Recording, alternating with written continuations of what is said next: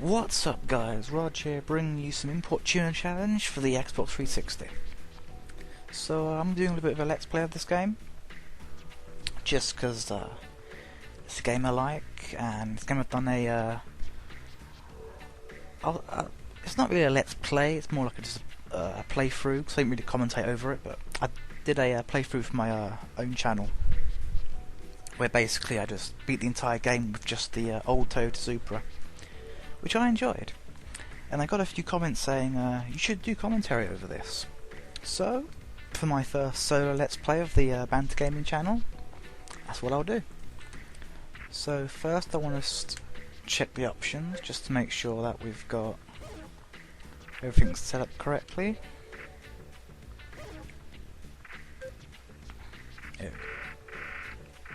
Because the cars are a bit sluggish in this game, so you really want to put the response times up by +10. So it's diving straight into quest mode here. So loading screen in this game actually give you a bit of help with tuning and what you should be doing when you're tuning, what you should be aiming for. So anyway, start off you have 3 million credits, which sounds like a lot, but then you see that these cars are like 4.6 million, 1.5 million, 4.8 million. So yeah, it's not really all that much money if you take that into consideration. So here's the old Supra that I beat the entire game with before. So we won't pick there. Excuse me. We won't pick there. Excuse me again. We won't be picking this simply because, you know, I've done it before. I shouldn't really do it again. So we're skipping that, even though this is my top pick for a starting car. It's absolutely awesome. Love it to bits. And then you've got his big brother, the Mark IV Toyota Supra, which is pretty much legendary in the car world. So for 2 million we have the Toyota Crown. Arguably the best sedan you can buy at the start. Lots of power, very fast. Gives you a bit of pocket change to tune up the car with, which is awesome. That's what you need. Moving on, we have the Toyota Aristo, or as we would know it as the GS300. It's a bit more expensive than the Aristo? Crown. It's a bit more expensive than the Crown. A little bit less power, and it's got 2 less gears. The Crown has 6, this has 4, which means that the acceleration is terrible at the start. And if you get a new gearbox, modify the gear ratios, you'll be left with a really awful top speed. So it's a word of warning when you're picking this one. It's not what it cracked up to be. So moving on, go past the expensive fantasy cars that you're going to want later. So for 2 million, again, you have the Skyline Coupe. Now this would be a good buy if the 350Z, which is basically the same car but better, wasn't a bit cheaper. So yeah, I wouldn't pick this either. Next up, the Nissan Silvia S15, really popular drift car. Really good looks, plenty of power, really lightweight as well. This I've also done the entire game with this car as well. It was difficult at times, but once you got like a proper tune for it, it just flies. I still might pick it though, because it's a good car to start with. So moving on again. So here's the Fairly Dizzy I was talking about. As you can see, it's a little bit cheaper, a little bit lighter. So it's the better car to buy, really. But again, it's like the Supra, where buying it makes the game really easy. I don't know if I want that for this Let's Play series. I want a bit of challenge. So we have Nissan Seema, another sedan. This time for 2.4 million. So this car is really heavy. Like, it weighs 1.5 tons. And this hasn't got the power behind it. And the handling is terrible as well. so I'm not picking that. Then for pretty much the cheapest car to start with, the dependable 180SX, popular drift car. Looks good. Really, really cheap to tune as well, so you can get a good amount of power out of it right from the start. I'm tempted, definitely tempted. Let's just keep this in mind for now. And I think this is the last car on the list. It's the Mazda RX-8. Very good car. But the little bit of a tip here. There's a couple of Wanderers later on that require you to drive an RX-8. But they want them to be low mileage RX-8s, and you're not going to have a low mileage RX-8 if you start off with one. So it's better to hold off for buying it, wait a while, and save up for those, save it for the Wanderers. So with that said, I think we're going with the 180SX. Yeah, we're going with that. So you can choose your colour after buying the car. Pointless really, because resprays are free, so pick whatever colour you want. Just get this nice shade of purple.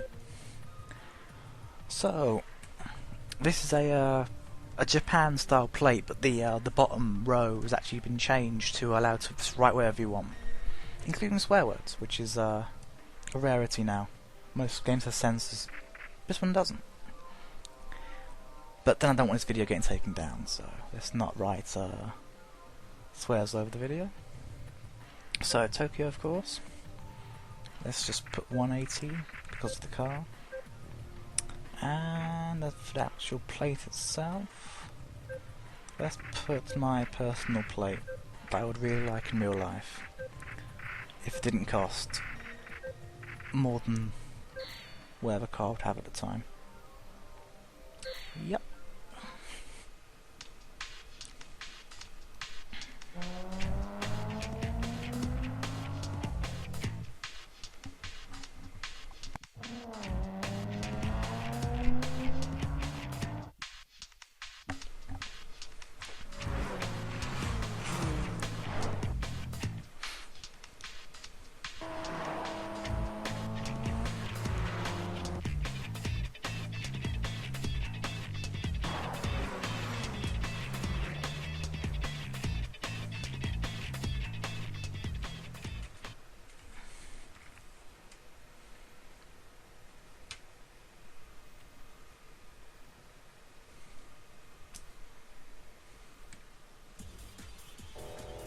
Alright, so being thrown straight into a race with a skyline here. So the video you just saw was basically just the game's introduction. Explain that you are the... well, it really explain that you are the guy who's supposed to take the top crown, but it was basically hinting at it. It was like, who is going to be the fastest? So yeah, that's the that's what little story you get of this game. So this is the race with the skyline here. It's pretty easy to beat him. You don't have to beat him, I get any reward for beating him, but it's just a little practice, and it's worth doing. You can't skip it anyway unless you just park up and wait. Oh god, look at that. So the game does have an interior view, except it's at a really, really awkward angle. You can't see that side of the car at all. All the gauges work. You can buy extra gauges in the shop if you so wish. So you can have a boost gauge, temperature gauges. Because as you drive around more, your temperature does go up, which is where cooling parts come into it. So there's a bit of a strategy in this game as well. So this is basically Iwasaki telling you that these are the guys supposed to be beating if you want to be considered the fastest on the C1, which is basically the starting loop that you'll see later. It's basically just a generic sort of, you beat these guys and you'll be considered the fastest, until of course the next set of guys come along and challenge you. So anyway, this is the screen you'll see quite a lot. So you got your course in, where you just get onto the street. Tuning shop, where you buy your tuning parts. Settings, anything like adjustable aero parts or anything like that. You buy more cars from here. This way your car will be kept. Rival list. This is where you'll see some, at first, of all the rivals you need to beat. 5 rolling guys, 7 changing stage guys, etc, etc, etc. And it doesn't look like much now, but as you progress, you unlock more rivals to beat, and there's just over 400, if I remember correctly. So yeah, this will be, there's enough people here to beat. And it's quite a lengthy gameplay. System, just where your options are, save load, and then mode, of course. So let's just get straight to tuning. So immediately went for some more power, because 205 horsepower is not enough. So you only get 2 levels unlocked at the start. 3, 4, 5, 6, 7, 8. It goes up to level 8 and then S, which is this sort of look at me, I've reached the highest level sort of thing. As you can see, you can go up 205 horsepower, 230 with stage 1, 252 with stage 2, and stage S gives you 353. So it's worth investing into these, especially in such a slow car like the 180. So we'll just buy this. Huge horsepower increase. So the cooling parts. Okay, so as you can see, the engine parts change the look of the engine. You get your air filter here and here, more decorative items for the engine. And in cooling modules, you actually can get these cooling hoses, which will direct more air into the engine and gives you some extra cooling. And on some cars you actually get a new intercooler at front, or a new radiator. Just the 180 has a hose pipe as options, so small hose up, big hose pipe. So you get the best one because there's no point getting a small one. So there's mufflers here. That's the exhaust. We might as well get level 2. So you can change the actual exhaust tip here. You got this dual upswept style, more sort of ricer fart can style. This looks pretty much stock, yeah. And then this sort of normal sort of muffler, which I'm choosing because it looks the best to me. There's also nitrous in this game. I'll hold off on it now because it's not that useful at the beginning. So we'll skip body tune and powertrain because we don't need those yet. Tyres are needed though. So you can have different tyres, front and rear, if you wish to have like a more drifty car. But for this we'll just have both tyres the same. So if you, I don't know if you can see it, but the tyres are actually changing as you change sort of level. It's more sort of sport racing tyre. So you have these 3 levels: hard, medium, soft. Soft is a lot more grippy, but doesn't last as long. Hard isn't as grippy, but lasts a long time. Medium is, of course, medium. But there's no real point going for anything other than soft, because you visit the parking area so often that your car never really experiences any loss of grip from the tyres, so we're getting that. And we're already at 104,000. So we could just splash out on some aero. Nice wheel side bumper there. One of probably the only non-garish looking bumpers from wheel side. Sea West looks pretty good. This is one of those garish wheel side bumpers. BN Sports, popular drifter choice. I'll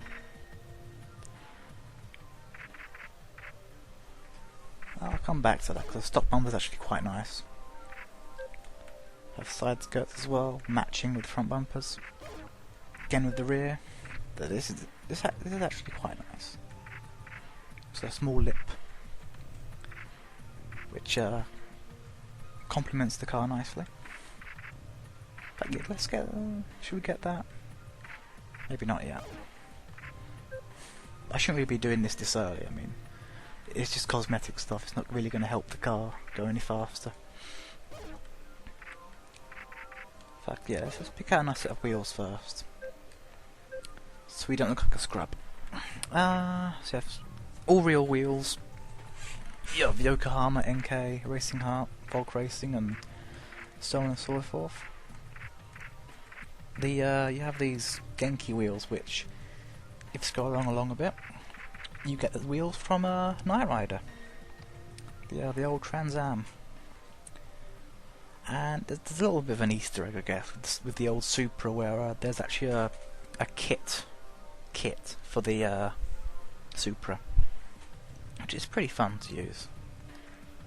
And you can use the LED underglow to actually simulate the light bar, which is pretty cool.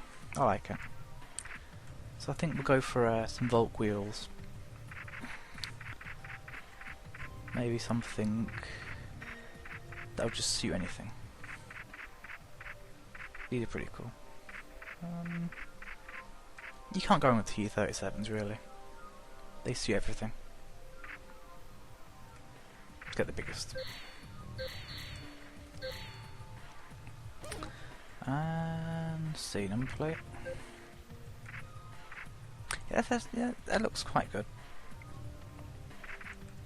Yeah. Body cover. So we're going to go straight for a sort of... Ooh. Oh, okay, I'm leaving it at that. That's a very good colour. I like that. I like that a lot. Neon lights. So you can have an LED here, which looks a lot better than the neons, which just looks... It's too fast and furious for me, I think. So we'll get some LEDs. Said LEDs. Yes. In I guess purple. Or no. Maybe white. Definitely white. But I don't want them to flash or anything. So put the speed all the way down. Perfect. So vinyl graphics is basically usual vinyls. I don't know if I'm going to bother with these on this car, to be honest. It's all pretty... it's not my sort of thing. I'm more of a clean sort of car guy. And you have stickers, which... Really what I like to do is basically just get like a team sticker and put on the back window here. And it will usually change your nickname at the top left. But I don't have any team stickers at the moment, it's all just manufacturer stickers. Which is a shame, but we'll get some soon. So we have 54,000, which I believe is enough for a carbon fibre bonnet. I have to get this one, this one's the best looking one. There we go. Natural is almost solid black, which doesn't look all that good, so go for coloured. There we go. Perfect. Okay, course in. So you have your three sort of times here. Get different opponents in each time. So obviously at night it's more of the sort of the early guys. Midnight is more of the sort of midnight guys, and daybreak are sort of the guys who stay out late. There's no real skill difference between them, but of course get different bosses for each time. So let's go start with night, and we'll start off just where it asks us to.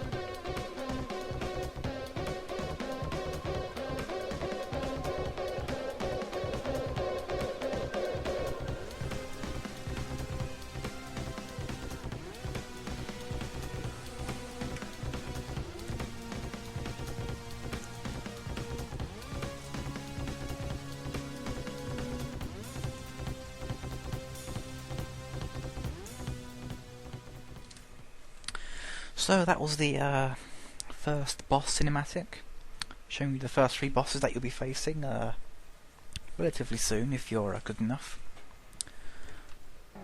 Just get out bumper cam here because I don't like bumper cam. There we go. So, first guy, rolling guy number 5. So, the rolling guy team is just entire team of AE86 Corollas, all 5 of them, and they're pretty easy to beat. So the boss that will appear in night time is Bloodhound. He drives an Aristo. His style somewhat like a Porsche. Got the Porsche spoiler, the Porsche light, the Porsche bumpers, and it looks pretty cool. I wouldn't have it in my own car, but it looks pretty cool. So as you can see here, rolling guy isn't really doing very well against the modified 180 in this sexy purple. That's my first 51 grand, won from racing, which I'll spend about 5 seconds. That's how long 50 grand lasts in this game. Especially when some of the later upgrades will cost you about 10 million for cars like the Supra and the Skyline. Luckily the 180 is pretty cheap to upgrade. So we're just cruising around here, just trying to find another opponent. And this is... oh my god, the hell. Okay, we need suspension upgrades. That's numero uno right now. We need new suspension, because that was not fun. So anyway, this is basically the entire game. Cruising around, tuning your car, sliding around because your car can't handle properly. Oh god damn it. See, to race something basically, park up behind them and then flash your lights. But sometimes you can miss. It's rolling on number 4. Again, pretty easy to beat. I'm not liking this car handling. The physics aren't the best, although no TXR game has ever had good handling.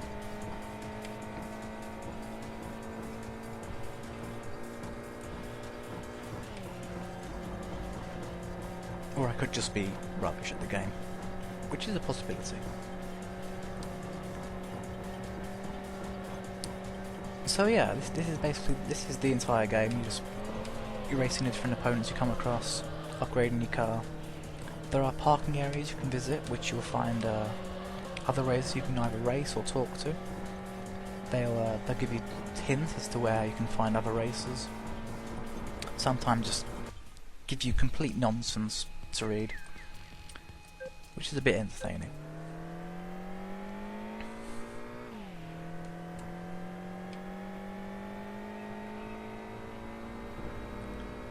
So again, looking for someone to race.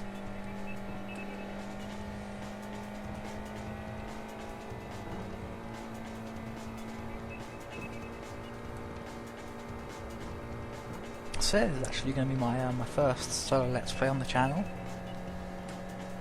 which is pretty cool. I've got high hopes for this channel actually. Starting with my my buddy Benson, who you may have seen in the Company of Heroes video. Oh, this Sylvia's pretty quick. May have to bust out some moves. Anyway, so this is mine and Benson's channel. We have friends sort of co-hosting with us sometimes. We've got a few people sort of lined up to do videos with, so we've got a lot coming. Definitely worth subscribing and sticking around.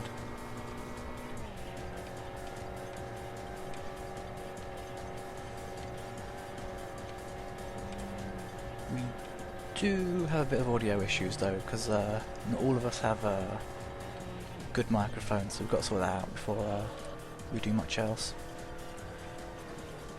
for those wondering, that's using a Plantronics Gamecom 780 headset. It's supposed to be £70, but I got it on Amazon at a discount, so it only cost me $38, and it was well worth the money. I don't know what you guys think, but I'm liking the quality of the microphone, judging from the Company of Heroes video.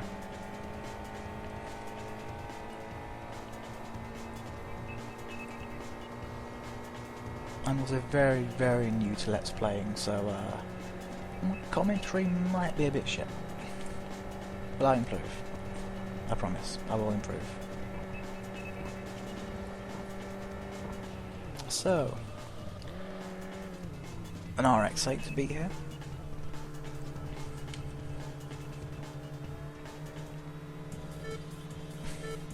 I should have chose the Aristo, shouldn't I? Just to make the whole thing a bit more challenging. But then, yeah, it's proven to be a tough cookie. Or not, he'll just sort of try and trick me into breaking early, but I know your tricks, AI. I know your tricks. And, yeah, when you're overtaken, they just simply give up. Especially in the sort of early stages, it's like they're programmed to give up a lot easier, to give new players a chance. And again, the car just wanting to drift. Well, it is a drift car for a reason. Just, I'd really like some more grip, please, Mr. 180. That'd be very, very nice. At least the car's fast. I'm doing 130, which is decent for a car of this type. So I don't know if you see it or not, but in the sort of results when you finish the race, there's a combo. If I pause the game, you can see it just at the bottom there, underneath the day. And the win combo, as you beat more people in succession, you actually receive more money as a bonus. So if you stay out for long, you can rack up a full 2 times combo, and that's how you make money in this game, just by abusing the combo. Of course, I don't really want to be stuck out here for too long. But there's a tip for you all. Oh, bugger. Okay. See, what happened there is this guy in the 180, Wild Clapper, he took the wrong road and had to cancel the battle. Yeah, if there wasn't if there wasn't sort of an invisible wall there, he would have just gone straight through, and the race would have actually been a draw, which is very annoying when the AI do that. They pick the wrong road, you get separated, and it ends with a draw. Draws aren't fun. So you have to really be careful where you pick your races.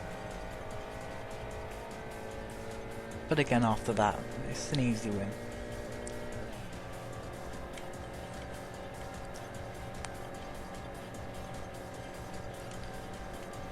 So what I'll do is after this race, I'll beat the next guy ahead, return to the garage, see if I can buy some new suspension, and we'll call that part 1 of this Let's Play of Import Tuner Challenge. Also, if at any point you hear a sort of a whirring noise or an echo from the TV, it's because of one of 2 things. Firstly, I'm sitting quite close to my TV, but I've tried to put the volume down as low as possible, and my Xbox is... That's not... I've run out of batteries. Anyway, my Xbox is a first generation Xbox, the white one. It's got cooling problems, so actually funny story, Benson gave me this Xbox because he's an awesome guy. He gave me the Xbox with this intercooler attached to the back, which is basically a box of fans which keeps the entire console a bit cooler by extracting the heat. I don't actually have a spare battery, or do I? I do. Okay. Okay, we're back. Alright, that's good. I thought for a second we'd actually have to prematurely end the commentary there. How embarrassing. Anyway, back on topic if there ever was one. So yeah, the Xbox is pretty loud thanks to the extra fans, so you might hear it through the headset, but I don't know, the my testing before, it didn't really, couldn't hear it over my voice, so should be good. This rolling by 3, he's actually pretty damn quick.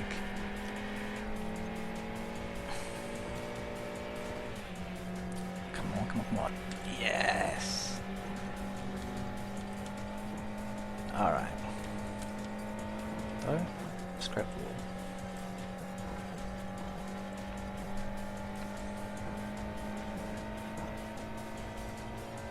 Damn, he's actually keeping up. Yeah, the rolling guys are, they're supposed to be easy, but they can provide a challenge if the game decides to do so. But of course, corners, everyone's worst enemy in this game. Except mine, apparently. Well, not in this car. This car is ridiculous drifting. There you go. I will slide there. Oop. And just watch his SP gauge go all the way down. And that is victory. That was a pretty profitable outing. Made a bit of money back. So we'll return to the garage now. And we can see that today's result was I went 6-0. My bad name is still From Tokyo Novice. It changes after, I believe, 10 races, so we'll see what we get. But yeah, that's the end of Let's Play Import Tuner Challenge Part 1. Hope you enjoyed the series. If you want to see more, you should support the series by leaving a like and a comment. If you have feedback, you can leave it in the form of a comment. And yeah, until next time guys, see you later.